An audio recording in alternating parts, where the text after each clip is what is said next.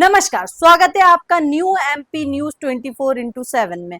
मैं हूं आपके साथ खुशी। चलिए बढ़ते हैं कुछ खास खबरों की ओर। धर्मनगरी चित्रकूट में इस बारिश के मौसम में लगातार तीसरी बार मंदाकिनी नदी का रौद्र रूप देखने को मिल रहा है, जिसको देखते ही प्रशासन द्वारा अलर्ट जारी किया गया। बाढ़ से निपटने के लिए एमपी यूपी प्रशासन के अधिकारी एनडीआरएफ की टीम सहित मंदाकिनी नदी के पास तैनात है। बुधवार देर रात से हो रही पहाड़ों में मूसलाधार बारिश के चलते तीसरी बार मंदाकिनी नदी उफान पर है। मध्य प्रदेश व उत्तर प्रदेश जिला प्रशासन द्वारा भारी बारिश से बाढ़ का अलर्ट जारी किया गया है। रामघाट सहित नदी के अन्य घाटों पर एमपी यूपी प्रशासन द्वारा अलर्ट जारी करते हुए दुकान मंदिरों में आने वाले तीर्थ यात्रियों को घाट खाली करने व नदी से दूर चले जाने के निर्देश जारी किए गए हैं। प्रशासन लगातार मंदाकिनी नदी में बाढ़ के हालातों पर नजर बनाए हुए हैं। एडीएम वित्त राजस्व उमेश चंद्र निगम व एडिशनल एसपी द्वारा रामघाट पहुंचकर बाढ़ की स्थिति का जायजा लिया, तो वहीं एमपी के मझगवां एसडीएम और चित्रकूट नायब तहसीलदार हालातों पर नजर बनाए हुए हैं। मंदाकिनी नदी का जलस्तर सुबह 9 बजे के बाद बढ़ना शुरू हुआ था, जो दोपहर 2 बजे तक खतरे के निशान को पार कर गया। चित्रकूट यूपी के पुलिस अधीक्षक अरुण कुमार सिंह द्वारा कहा गया कि प्रशासन बाढ़ के हालात पर नजर बनाए हुए हैं। मंदाकिनी नदी में जलस्तर तेजी से बढ़ रहा है।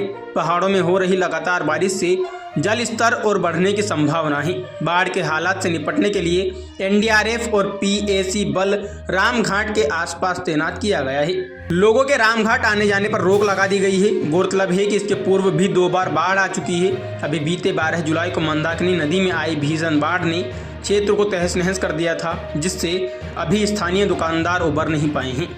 आज एक बार फिर से नदी की बाढ़ लगातार विकराल रूप धारण करती नजर आ रही है, जिससे लोगों की चिंताएं और बढ़ गई हैं।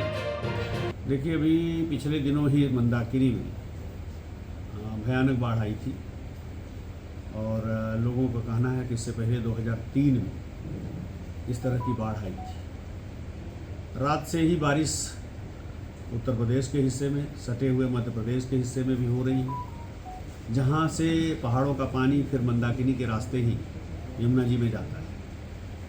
आज 9 बजे से लेकर के 11 बजे तक 70 सेंटीमीटर की बढ़त नदी के धार में पाई गई थी और ये सिलसिला लगातार जारी है।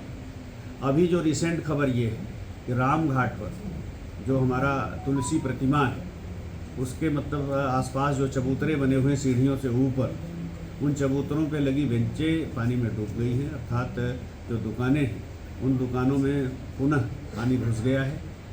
हमने पहले से ही सबको माइक से अनाउंस करके अलर्ट कर दिया था। यद्यपि कि ज़्यादातर दुकानदार अभी पिछली बाढ़ का जो सामान उनका किसी तरह से ले गए थे बाहर, वो अंदर नहीं लाए थे, और जो उनका अंदर फंसा हुआ था अभी उसकी साफ़ सफाई या उसका डिस्पोजल भी वो पूरी तरह से नहीं कर पाए थे।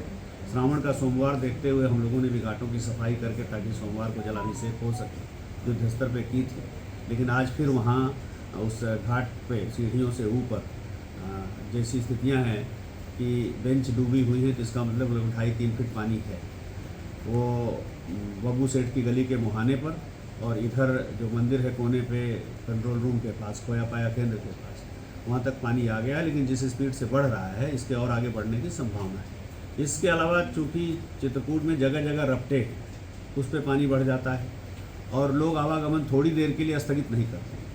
तो बारिश को देखते हुए रात में भी अलर्ट किया गया था और प्रातःकाल से बता दिया गया कि सारे रपटों पर भ्रमण करके देख लें, जहाँ भी जल उससे ऊपर से बहने लगे वहाँ आवागमन रोक दें ताकि किसी तरह की कोई दुर्घटना न हो।